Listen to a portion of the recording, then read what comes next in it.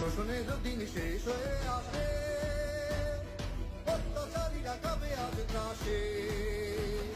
শোষণের দিন শেষ হয়ে আসে, অত্যাচারীরা কবে আজ ত্রাসে। রক্তে আগুনে প্রতিরোধ করে, রক্তে আগুন প্রতিরোধ করে, রক্তে আগুনে প্রতিরোধ করে, রক্তে আগুন প্রতিরোধ করে। নয়া বাংলায় নয়া সকাল, নয়া সকাল, নয়া সকাল। পূর্ব দিগন্তে সূর্য উঠেছে, রক্ত লাল, রক্ত লাল, রক্ত লাল।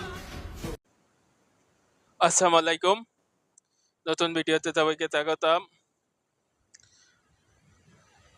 1905 সালে বখতিয়ার খলজি যখন লক্ষ্মণ সেনকে পরাজিত করে বাংলা জয় করে, তখন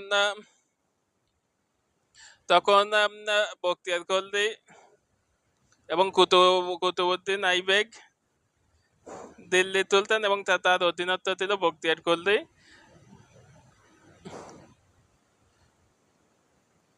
1205 সাল থেকে প্রায় 138 বছর বাংলা শাসন করেন। এরপর বাংলা স্বাধীন সুলতান হন ফখরুদ্দিন মুবারক শাহ 1338 সালে, এবং তার আমলে 1345 কি 46 সালে মরক্কোর পর্যটক ইবনে বতুতা বাংলায় আসেন।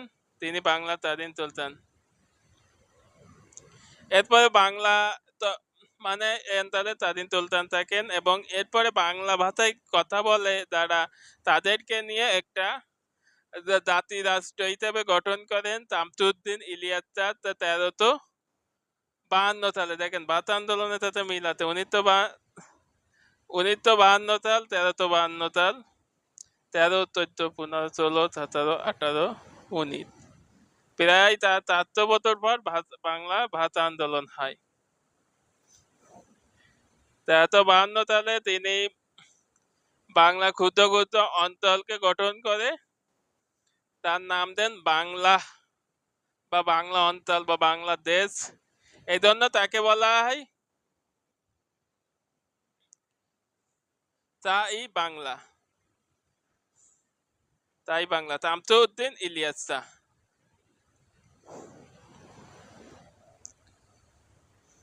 শামসুদ্দিন ইলিয়াস শাহ পরে বাংলা শাসন করতে আসেন।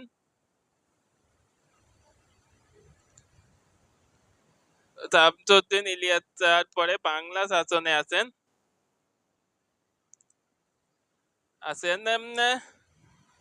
গিয়াসউদ্দিন আজম শাহ। তিনি গড়ে ছোট সোনামূর্তি নির্মাণ করেন। এখানে আমাদের বীরশ্রেষ্ঠ 71-এ বীরশ্রেষ্ঠ ও ক্যাপ্টেন মহিউদ্দিন জাহাঙ্গীরের কবর রয়েছে গড়ে সোনামূর্তির প্রাঙ্গণে।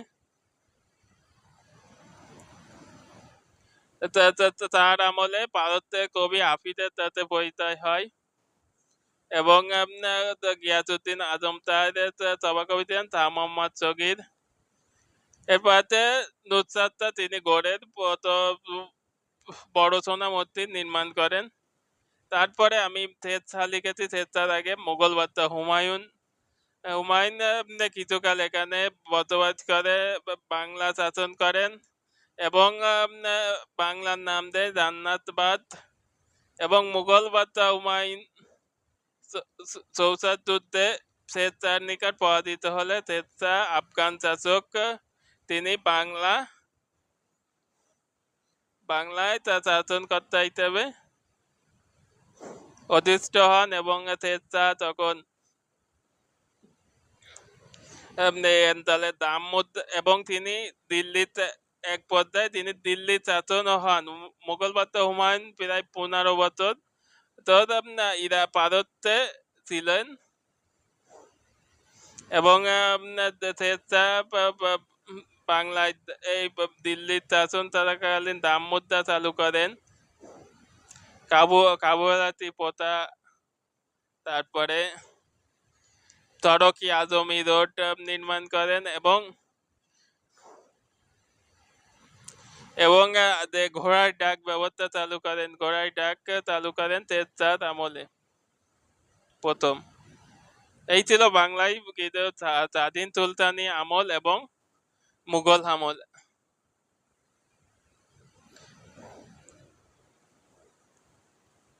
এবং পরবর্তীতে তো মুঘল আমল সম্রাট জাহাঙ্গীর বাংলা জয় করেন। তারপর বাংলায় 12 ভূঁইয়াদের একটা প্রকট ছিল। 12 ভূঁইয়াদের নেতা ছিল ইসাকা। সোনারগাঁ ছিল রাজধানী বা ইসাকা পরে মুসাকা তখন দায়িত্ব দেন। তখন সম্রাট জাহাঙ্গীর ঢাকাতে রাজধানী স্থাপন করেন এবং নাম দেন জাহাঙ্গীরনগর এবং লালবাগ কেল্লা নির্মাণ। এবং তখন বাংলার সুবেদার অর্থ হচ্ছে গভর্নর বা মুখ্যমন্ত্রী জাতীয়। তখন জাহাঙ্গীর আমলে ইসলাম খান এবং পরবর্তীতে আওরঙ্গজেব লালবাগ কেল্লা নির্মাণ এবং তার আমলে শায়েস্তা খান ছিল বাংলার সুবেদার এবং পরবর্তীতে সুজাউদ্দিন খান তার আমলে 1 টাকায় 8 মণ চাল পাওয়া যেত, খুবই একটা, এবং ভারতবর্ষের প্রায় 450 মিলিয়নের মতন রিজার্ভ ছিল। সবচেয়ে স্বর্ণযুগ বলা হয় বাদশাহ আলমগীর বা আওরঙ্গজেবের শাসনামলে। এই নিয়ে একটা আমরা স্পেশাল ভিডিও পরবর্তীতে দেখার আমন্ত্রণ রইল। সবাইকে এ পর্যন্ত